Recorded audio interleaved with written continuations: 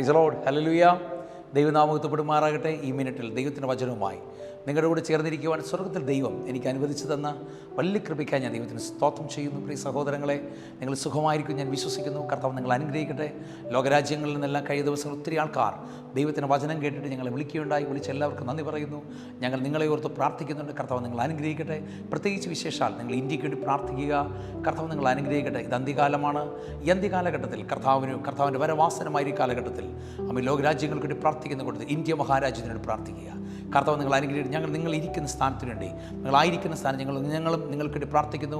കർത്താവ് നിങ്ങൾ അനുഗ്രഹിക്കട്ടെ. God bless U. ഇന്നീ മിനിറ്റ് ദൈവത്തിൻ്റെ വചനം നിങ്ങളോട് ഞാൻ ഷെയർ ചെയ്യാൻ ആഗ്രഹം. വിശുദ്ധ അപ്പോസ്തല പ്രവൃത്തിയുടെ പുസ്തകം അതിൻ്റെ 8-ാം അധ്യായം 26-ാമത്തെ വാക്യം ഇപ്രകാരം എഴുതിയിരിക്കുന്നു.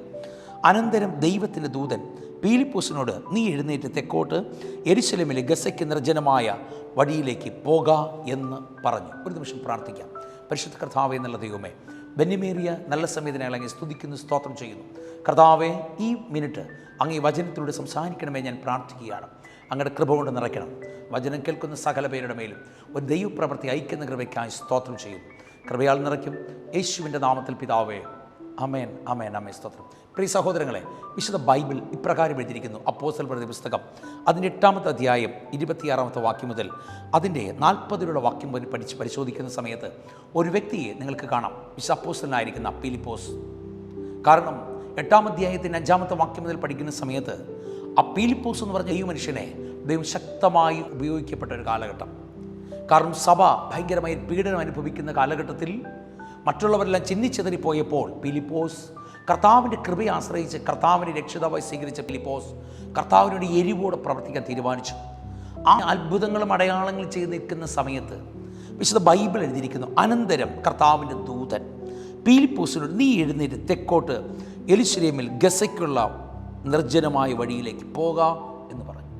ശ്രദ്ധിക്കണം, പീലിപ്പോസിനെ ദൈവം ഉപയോഗിച്ചുകൊണ്ടിരിക്കുന്ന ഒരു കാലഘട്ടത്തിൽ, പീലിപ്പോസിനെ ദൈവം ശക്തമായി പ്രയോജനപ്പെടുത്തുന്ന ഒരു കാലഘട്ടത്തിൽ വേഗത്തിൽ ദൈവം പീലിപ്പോസിനോട് പറയുന്ന ഒരു വാക്കാണ്, നീ അമ്മി എഴുന്നേറ്റ് തെക്കോട്ട് യെരുശലേമിൽ നിന്ന് ഗസയ്ക്കുള്ള നിർജ്ജനമായ വഴിയിലേക്ക് നീ പോക. നീ കുറച്ച് നേരത്തേക്ക് ഇതുവരെ നീ ആൾക്കൂട്ടത്തിലായിരുന്നു. എന്നാൽ സഹോദര പീലിപ്പോസേ, നീ ഇനി എഴുന്നേറ്റ് നിർജ്ജനമായ സ്ഥലത്തേക്ക് പോകണം. ഞാൻ നിങ്ങളോട് പറയട്ടെ, ഇപ്പോൾ 8-ാം അധ്യായം പഠിക്കുമ്പോൾ പീലിപ്പോസിൽ ഒത്തിരി അത്ഭുതങ്ങളും അടയാളങ്ങളും നടക്കുക. ഈ അത്ഭുതങ്ങളും അടയാളങ്ങളും നടക്കുന്ന സമയത്താണ് ദൈവം പീലിപ്പോസിനോട് ആവശ്യപ്പെടുന്നത്, നീ ഗസയ്ക്ക് സമീപം തെക്കോട്ട് നീ എന്ത് ചെയ്യുക, നിർജ്ജന സ്ഥലത്തേക്ക് യാത്ര ചെയ്യുക. പീലിപ്പോസ് മറു ചോദ്യം ദൈവത്തോട് ചോദിച്ചില്ല. തന്നോട് പറഞ്ഞ ദൈവശബ്ദത്തിൻ്റെ മുൻപിൽ പീലിപ്പോസ് അനുസരിച്ച് താൻ ദൈവം പറഞ്ഞ സ്ഥലത്തേക്ക് യാത്ര തിരിച്ചു. താൻ യാത്ര ചെയ്തിരിക്കുമ്പോൾ എൻ്റെ ചിന്തയിൽ പറഞ്ഞാൽ മറ്റുള്ള ഒത്തിരി പേര് പറഞ്ഞായിരിക്കും, പീലിപ്പോസേ നിൻ്റെ തീരുമാനം തെറ്റെന്ന്. എന്നാൽ ഇവിടെ ബൈബിൾ പഠിക്കുന്ന സമയത്ത് പീലിപ്പോസ് ധൈര്യപൂർവ്വം എഴുന്നേറ്റ് മുന്നോട്ട് യാത്ര തിരിച്ചു. ആ പീലിപ്പോസ് യാത്ര തിരിക്കുമ്പോൾ പെട്ടെന്നൊരു കാഴ്ച കാണുകയാണ്. വേഗത്തിൽ കന്ദക എന്ന എത്യോപ്യ രാജ്ഞിയുടെ ഷണ്ണനും മഹാനും സകല ഭണ്ഡാരത്തിന് മേൽവിജയരുമായ ഒരു എത്യോപ്യനെ കണ്ടു. സത്യത്തിൽ പീലിപ്പോസിനോട് പറഞ്ഞ നിർജ്ജന സ്ഥലത്തേക്ക് യാത്ര ചെയ്യാനാണ്. ആ നിർജ്ജന സ്ഥലം നോക്കി യാത്ര ചെയ്ത പീലിപ്പോസ് തമ്പുരാൻ്റെ വാക്ക് കേട്ട് യാത്ര ചെയ്യുമ്പോൾ അടുത്തൊരത്ഭുതം അവിടെ നടക്കുകയാണ്. കന്ദക എന്ന് പറയുന്ന എത്യോപ്യ രാജ്ഞിയുടെ ഒരു ഷണ്ണനും സകലത്തിന് മേൽവിചാരകനും സകലത്തിൻ്റെ ക്രമീകരണങ്ങൾ നടത്തുന്ന ഒരുത്തൻ രഥത്തിൽ കടന്നു വരുന്നത്. സത്യത്തിൽ ഈ വിജനമായ സ്ഥലത്ത് നമ്മൾ പ്രതീക്ഷിക്കേണ്ടത് തീവ്രവാദികളെയും പിടിച്ചുപറിക്കാരെയായിരിക്കാം. പക്ഷേ എന്നാൽ പീലിപ്പോസ് കർത്താവിൻ്റെ വചനമനുസരിച്ച് മുന്നേറിയപ്പോൾ തൻ്റെ കണ്ണിൽ ഒരിക്കലും ചിന്തിക്കാത്തൊരു അത്ഭുതം തൻ്റെ മുമ്പിൽ നടക്കുന്നു. താൻ പ്രതീക്ഷിക്കാത്തത് നിർജ്ജന സ്ഥലത്ത് നടക്കുന്നു. എന്തോ നടക്കുന്നത്? താൻ അതുവരെ ചിന്തിക്കാത്ത ഒരു ഷണ്ണൻ, ഒരു മേൽവിചാരകൻ, ഒരു സകലത്തിൻ്റെയും അധിപതിയായി ഒരുത്തൻ തൻ്റെ രഥത്തിൽ കടന്നു വരുന്നത്. വേഗത്തിൽ ദൈവത്തിൻ്റെ ആത്മാവ് പീലിപ്പോസിനോട് പറഞ്ഞു, വേഗത്തിൽ ആ രഥത്തോട് ചേർന്ന് നടക്കുക. അടുത്ത മിനിറ്റ് ബൈബിൾ എഴുതിയിരിക്കുന്നത് ഇങ്ങനെയാണ്, പീലിപ്പോസ് രഥത്തിന് നേരെ ഓടാൻ തുടങ്ങി വേഗത്തിലൂടെ. കാരണം ദൈവശബ്ദം കേട്ടവൻ അടങ്ങി നിന്നില്ല. ദൈവശബ്ദം കേട്ടവൻ വേഗത്തിൽ രഥത്തിനടുക്കിലേക്ക് ചേർന്നോടി. അടുത്ത മിനിറ്റ് അവൻ രഥത്തിലോട് ചേർന്ന് നടക്കുമ്പോൾ അവനൊരു ശബ്ദം കേൾക്കുന്നു. യെശയ്യാ പ്രവാചകന്റെ പുസ്തകം വായിക്കുന്നത്. ആ മിനിറ്റിൽ പീലിപ്പോസ് ഷണ്ണനോട് ചോദിച്ചു, നീ വായിക്കുന്നത് മനസ്സിലാകുന്നുണ്ടോ? അപ്പോൾ ഷണ്ണൻ പറയുന്നൊരു കാര്യമുണ്ട്. ആരെങ്കിലും എനിക്കത് വ്യാഖ്യാനിക്കാതെ ഞാൻ എങ്ങനെ മനസ്സിലാക്കും? അടുത്ത മിനിറ്റ് നിർജ്ജന പ്രദേശത്ത് പോയി പീലിപ്പോസിന് അടുത്തൊരു കോളിംഗ് ഇറങ്ങുന്നു. എന്തോ കോളിംഗ്? ഷണ്ണൻ പറയുക, ദയവ് ചെയ്ത് ദൈവദാസനെ നീ ഒരു കാര്യം ചെയ്യ്, എൻ്റെ രഥത്തിലൊന്ന് കയറിയിരിക്കേ. നിങ്ങൾ ആദ്യം ശ്രദ്ധിച്ചേ, ദൈവം പറഞ്ഞത് നിർജ്ജന സ്ഥലത്ത് പോകാൻ, പരിശുദ്ധാത്മാവ് പറഞ്ഞത് നിർജ്ജന സ്ഥലത്ത് പോകാൻ. അവൻ പരിശുദ്ധാത്മാവിനനുസരിച്ച് നിർജ്ജന സ്ഥലത്ത് പോയപ്പോൾ ഇപ്പോൾ ഇരിക്കുന്നത് ഷണ്ണൻ്റെ തേരില്.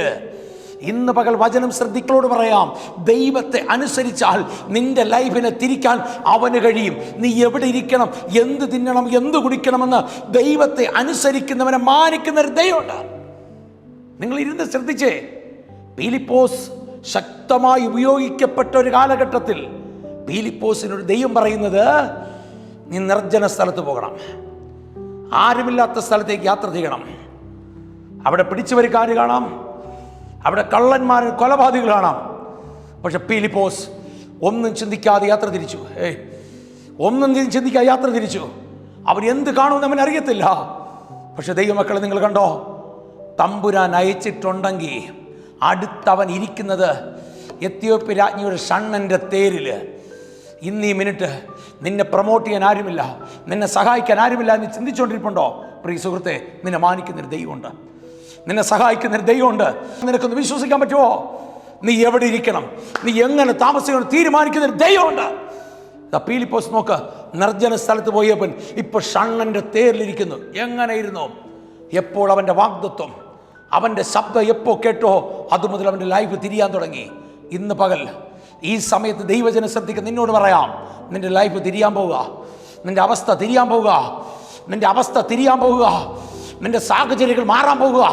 പീലിപ്പോസ് നിർജ്ജന സ്ഥലത്ത് പോയത് അവിടെ ഷണ്ണൻ ഉണ്ടെന്ന് കണ്ടല്ല. ഇന്നീ മിനിറ്റ് ദൈവത്തിന് വചനം ശ്രദ്ധിക്കുന്ന നിന്നോട് പറയാം, നീ ഉണ്ടെന്ന് കണ്ട് യാത്ര ചെയ്യണ്ട. നിനക്ക് വേണ്ടി ചിലത് ഉണ്ടാക്കുന്നൊരു ദൈവമുണ്ട്.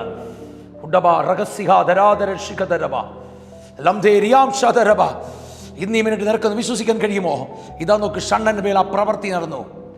അടുത്ത മിനിറ്റ് ആ വിജനമായ പ്രദേശത്ത് പോയവൻ, ആരുമില്ലാത്ത സ്ഥലത്ത് പോയി പീലിപ്പോസ് ഷണ്ണനെ സ്നാനം കൊടുത്തിറങ്ങി. എന്ത് സംഭവിച്ചു? ഇന്നത്തെ ലോകം, ഇന്നുള്ളവർ ആരെങ്കിലും ഉണ്ടെങ്കിൽ സ്ഥലത്ത് പോകാമെന്ന് പറയും. പക്ഷെ പീലിപ്പോസ് നേരെ വിപരീതമാ. സ്വർഗം എന്തു പറഞ്ഞു അവനത് ചെയ്തു.